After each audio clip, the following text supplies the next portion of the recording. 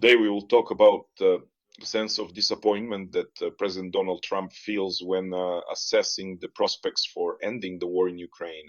At the same time, he is disappointed not only with Russia, but surprisingly with Ukraine as well. Israel is preparing to launch a massive strike against Iran in the near future, and the United States is urgently evacuating diplomatic personnel from the Middle East, which indicates that the start of a new war is almost inevitable. British intelligence has reported that since 2022, Russia has lost over 1 million of its military personnel killed, wounded, or missing without a trace on the battlefield. The US State Department congratulated Russians on Russia Day for the first time since 2022. Russia has begun recruiting teenagers to carry out acts of sabotage and espionage. Germany's Green Party has issued an ultimatum to the Merz government demanding the imposition of sanctions against Rosneft. And finally, there is panic on Russian social media because Russian leaders are urging people to trust Vladimir Putin and accept his successor.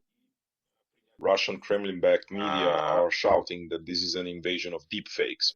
However, as the saying goes, where there's smoke, there's fire. Friends, we'll talk about all this and more coming up. President Donald Trump, in his characteristic manner, once again declares that he is disappointed not only with Russia this time, but also with Ukraine. He stated, I am disappointed with Russia, but I am also disappointed with Ukraine because I think an agreement could have been reached. He again repeated that both Ukraine and Russia are losing 5,000 people a week, mostly soldiers, but also civilians living in cities because they are hit by missiles. Imagine living in a house and thinking that there is a high chance a missile will hit your home in the evening. That must be terrifying. He also stated that Vladimir Putin does not care how many more soldiers he loses in this war. And apparently he has already lost many and will lose even more. British intelligence has reported that Russia's total losses have reached 1 million people since the invasion began in February 2022. On the social network X, the UK Ministry of Defense writes that the total irrecoverable losses of the Russian army amount to between 400 and 500,000 people. At the same time, the overall number, if you include those missing in action or otherwise unable to return to duty, has reached the staggering figure of 1 million. Meanwhile, the flow of severely wounded continues to overwhelm the Russian military medical system at all levels, from field hospitals to civilian hospitals. Recently, we saw an investigation revealing how Russian war criminals who committed bloody crimes in the Kiev region in Bucha, Irpin, and other settlements of Kiev Oblast later treated in medical facilities on the territory of the Republic of Belarus. At the same time, British intelligence reports that the daily losses of the Russian army in Ukraine amount to no less than 1,250 people. Nevertheless, the Russian military command continues to adhere to the tactic of meat assaults and is willing to tolerate a high level of losses as long as there is strong support, both among the elites and the general population. Additionally, the Wall Street Journal today calculated that the Russian army made its greatest advance in May 2025. This is the greatest monthly advance since February 2022. The statement made by Donald Trump, which I commented on today, is undoubtedly primarily connected to the fact that Donald Trump apparently already considered a peace deal between Kyiv and Moscow to have been reached. He believed that he already had it in his pocket, and evidently he harbored rather serious illusions fueled in part by those closest to him, in particular by Steve Witkoff, Trump's special envoy to the Middle East, who met with the dictator Putin 4 times, and he clearly instilled serious hopes in Trump. But naturally, after interacting with the KGB agent Putin, who was extremely cynical in manipulating Steve Witkoff, it's no surprise that Trump came to believe that this peace could be achieved. And it seemed to be almost within arm's reach, although all of this was nothing more than another one of Putin's bluffs. By the way, we can see that Steve Witkoff has practically disappeared from view lately. He has vanished from the media radar. He's simply not around. And in fact, the reason for this is that he hasn't achieved anything. He failed not only in resolving the war in in Ukraine, but he also accomplished nothing regarding the deal with Iran, which Trump himself had already declared was practically done. Moreover, Steve Witkoff's work in this area has not only yielded zero results, but has actually been negative, because, as reported by the American TV channel CBS, Israel is fully prepared to launch a massive strike against Iran. And in response, Iran is threatening strikes not only against Israel, but also against all American military bases in the Middle East, including those in Iraq. In short, this entire peace initiative by Trump and the efforts of Steve Witkoff have not only failed to stop the war, but as we can see at this moment, we are moving toward this new war in the Middle East. And at a truly gigantic pace, as reported by CBS News on its page, citing Trump administration officials, Israel is fully prepared to launch a new military operation against Iran. Moreover, a strike against Iran could be carried out without coordination with Washington. This is also a consequence of the policy that the White House has pursued regarding Israel, in particular its wavering, accompanied by statements about the possible recognition of a Palestinian state, as well as its policy toward the Gaza Strip, which also failed to satisfy the Israeli government. Nevertheless, the government of Benjamin Netanyahu has not yet made a final decision to launch this attack. And the United States has already evacuated part of its diplomatic staff from Iraq and authorized the departure of diplomats' families from Bahrain and Kuwait. They have also issued warnings about possible risks to civilian shipping in the Persian Gulf region. Officially, the British government in London believes that the outbreak of war here is very, very likely. As the well-respected Israeli newspaper Haaretz notes, now is considered to be the most favorable and opportune moment to destroy Israel's nuclear program. The main reason for this is that Iran's air defense systems may have been severely, perhaps even maximally, weakened after last year's significant airstrikes on Iran. An additional incentive is the departure of International Atomic Energy Agency (IAEA) experts from Iran. They concluded that Iran has significantly increased its stockpiles of highly enriched uranium, thus coming closer to completing its nuclear program. Iran is not fulfilling the commitments it made under the deal brokered by President Barack Obama in 2015, a deal, by the way, for which Trump harshly criticized him. And in fact, the IAEA's decision could essentially serve as a trigger point for Israel to make a decision regarding strikes on Iran. And indeed, the timing right now is the most favorable. Iran is not in the best situation, not in the best condition after the fall of its proxy regime in neighboring Syria, as well as the strikes that have been carried out against Hamas and Hezbollah, which have also been significantly weakened. And obviously, it is quite possible that Israel will take advantage of the current moment. Nevertheless, a weakened Tehran is throwing threats left and right. In particular, the commander of the Islamic Revolutionary Guard Corps, General Hossein Salomoni, promised that Iran's response to the Zionists, and I quote, will be devastating. Iranian state media are also reporting that Iran is capable of carrying out preemptive deadly strikes. In particular, there have been threats to launch strikes, missile strikes, against American military bases in the Middle East. The US, in particular, expects that strikes will be carried out on military bases in Iraq, even though Trump does not support the start of new military actions, but it is quite possible that Iran will decide to carry out these very strikes on American bases. And I'll repeat once more, the evacuation of American diplomatic personnel from Iraq and the reduction of presence in Kuwait and Bahrain are also clear indicators that everything is moving along the most extreme scenario possible. However, Iran is not hiding its own intentions to further develop its nuclear program. In addition, in exchange for supplying Iranian Shaheds, which are currently being used to strike peaceful Ukrainian cities, Iran received Su-35 fighter jets from Russia. It is also obvious that Russia could have shared additional technologies However, there is still a lot that remains unclear here. There are also suspicions that Iran may have transferred a certain number of ballistic missiles to Russia for strikes against Ukraine. However, there is no confirmation of this yet. Unlike the North Korean KN-23s, Iranian missiles have not been detected, but there has been information about this. So this is an assumption. They may be in service with Russia, but I repeat once again, there is no clear confirmation of this. In short, the axis of evil is preparing in full force. And in this situation, the United States, with its, let's say, not entirely decisive position, is clearly increasing, in Tehran's eyes, the chances that the Iranian regime might deliberately proceed with a preemptive provocation, something it has in fact already warned about. Meanwhile, having lost more than 600 professional spies who were working under diplomatic cover in Western countries, Russia has massively switched to recruiting criminals and teenagers. Well, we've already talked in detail about the criminals many times before.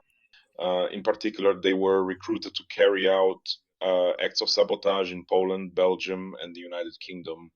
But now there's something new. Russian intelligence agencies have started recruiting teenagers through social networks, through Telegram. In particular, it is reported that one of these teenagers, a 17-year-old Canadian named Leikin Pavan, was recruited by a Russian FSB officer whom he knew by the call sign Slon, elephant. He paid Pavan in bitcoins so that he would travel across European countries and photograph military sites. However, Pavan became frightened and voluntarily turned himself in to the Polish intelligence services, where he received a 20-month prison sentence for espionage. The arrest of Pavan made it possible to uncover a large-scale FSB operation to recruit teenagers. Moreover, as we can see, Canada is clearly not a European country, right? That is, this goes far beyond the borders of Europe. It is obvious that they can recruit Canadians, Americans, residents of other Western countries, Australians, and possibly people from New Zealand as well. In short, a lot more could come to light there, and this could be carried out not only in the interests of Russian intelligence agencies, but also in the interests of China. By the way, it's not a given that Chinese intelligence agencies won't adopt such, well, let's say, extreme recruitment technologies. Well, at the very least, when it comes to recruiting teenagers, intelligence agencies in developed countries usually, well, that's not something they typically do. It's associated with significant risk. First of all, these are essentially kids who were just children yesterday, or in many cases still are children. And here there's a high risk that they themselves will get caught or turn someone in, which is exactly what happened with Perval, who got scared and decided to turn himself in. Usually, teenagers are only used during military conflicts. We remember that many teenagers, children, and adolescents were used in particular by the Soviet Union's special services, the so-called pioneer hero. Yes, we remember there was a whole kind of iconostasis that existed in Soviet times, constantly drilling into everyone's heads how these children acted correctly by spying in Nazi-occupied territories and so on. But in short, let me repeat once again, this is something that happens only during special periods, and the recruitment of teenagers is mainly the prerogative of totalitarian countries. It is also known that an entire network of teenage spies was deployed by the NKVD on the territory of Iran. All of this preceded a meeting on Iranian territory of the leaders of the anti-Hitler coalition countries, Churchill, Roosevelt, and Stalin. And this very group of teenagers was already operating in Iran. By the way, they were all of Armenian nationality, local residents. Later, after the operation was completed, most of them left for the USSR. But I repeat once again, for Russia, for the Russian Soviet intelligence services, this method is by no means new. While Russia is using teenagers for espionage, NATO is moving on to its own program of spying on Russia using satellite technologies. And to implement this initiative called SINBAD, which stands for Smart Indication and Warning Broad Area Detection, NATO has started working with the well-known satellite imagery company Planet Labs. Planet Labs will conduct round-the-clock scanning of the entire globe, carrying out high precision imaging, and will use artificial intelligence to detect dangerous activity and provide appropriate warnings. This very Sinbad is a pilot project that would be implemented starting in 2026. An interesting NATO initiative, primarily because it will allow the use of both satellites and artificial intelligence for spying on Russia, as well as other NATO adversaries. Well, as we understand, we're talking, of course, about Iran, North Korea, China, and possibly other marginal countries that are also involved in supporting Russia and its allies. It's an interesting initiative, and the name Sinbad was chosen very aptly. Meanwhile, the parliamentary group of the German party Alliance 90, the Greens, has demanded that Friedrich Merz's government impose sanctions against the energy giant Rosneft, specifically calling for the expropriation of the company Rosneft Deutschland. This was stated by Michael Kellner, a representative of the Green Party. Earlier, during an official visit to Kyiv a month ago, Friedrich Merz, along with the leaders of France, Poland, and the United Kingdom, issued an ultimatum to Russia. And since then, this ultimatum has not been put into effect. That is why the Greens are now demanding that the German government expropriate Rosneft's assets, at least in Germany. Rosneft continues to invest even in the face of sanctions, continuing to invest in Germany in particular, where it owns a majority stake in an oil refinery in the state of Brandenburg and shares in refineries in Baden-Württemberg and also in Bavaria. At the same time, the German subsidiary of the company is under the management of the German government, while its owner is still considered to be Rosneft. Overall, the situation is critical for the Merz government, but as they say, no one forced him to speak when he talked about consequences and issued ultimatums. And finally, I would say probably the most cringe-worthy, but no less important news. Today, Russian social networks have been flooded with deepfakes. Deepfakes featuring Kremlin military and quasi-military criminals. As reported by the Kremlin-affiliated website SOTA, Ukrainian bots have massively injected a deepfake about Putin's successor into Russian media. At the same time, all of them are styled as congratulatory messages from public figures for Russia Day, which is celebrated on June 12th. The videos feature Sergei Markov, Valentina Matviyenko, Gennady, Zyuganov, Mironov, and other figures from the Kremlin circle. By the way, the videos are very convincing. I've just posted them on my Telegram channel, so you can go and take a look.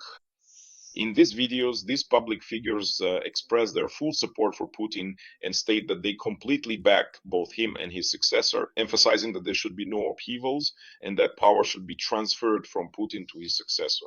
In short, they are produced very professionally, with a high level of technical quality. Above all, the so-called lip syncing, that is the articulation, matches exactly what they are saying. In other words, these are excellently made deepfakes, and it's absolutely clear that a significant number of Russians are likely to fall for that. Most importantly, they hit the right topic. That is, a deepfake or any disinformation, any such operation only ever works when it falls on fertile ground. Since it has been repeatedly claimed before that Putin is preparing a successor in the person of Sechin or other figures from his inner circle, I remember when Sechin's son was killed, he was actually being called the main contender to become the next president of Russia after Putin. We remember the wild commotion that broke out then, the panic that started and so on.